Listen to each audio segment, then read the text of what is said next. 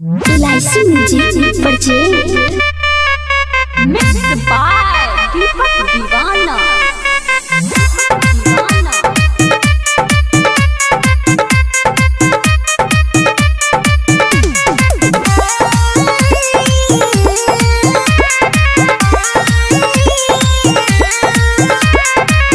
बात पूछे छिए मोदी सरकार से, आरामी पढ़ाई लेलस कौन विचार से, 4 साल तय कैलस कौन अधिकार से, महंगा पड़ल पंगा आरामी लभर से, 4 साल ढील द नौकरी देके छीन ल गरम मामी आज जल्दी आर्मी वाला फिल द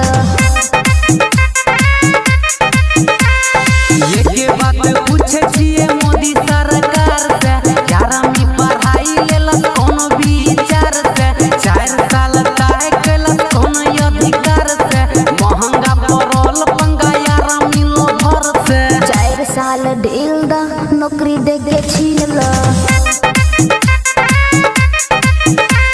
गरम मामी आज जल्दी आर्मी वाला फिल द सुमित सतीश गरिमा।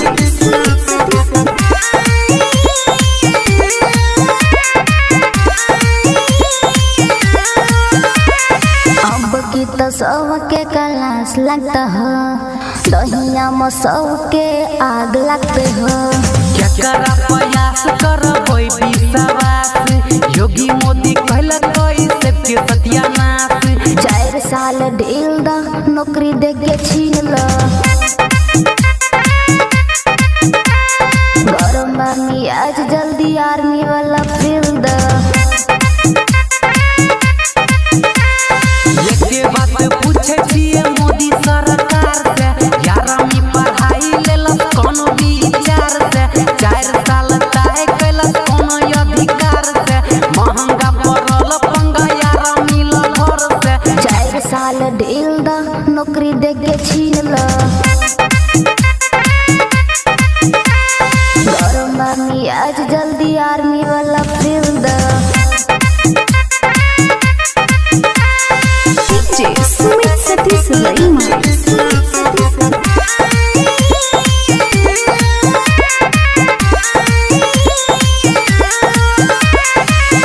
के सब नेता वादा करे छे, अपन से नाश मर्यादा करे छे, ऐसन सरकार अधिकार छले हो, केकरो नै निमन विचार छले हो, 4 साल ढील द नौकरी देके छीन ल गरम मामी आज जल्दी आर्मी वाला फिल द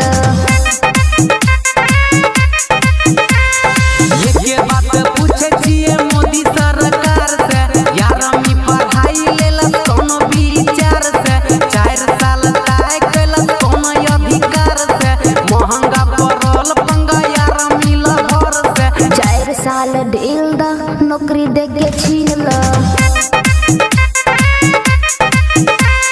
गरम मामी आज जल्दी आर्मी वाला फिल द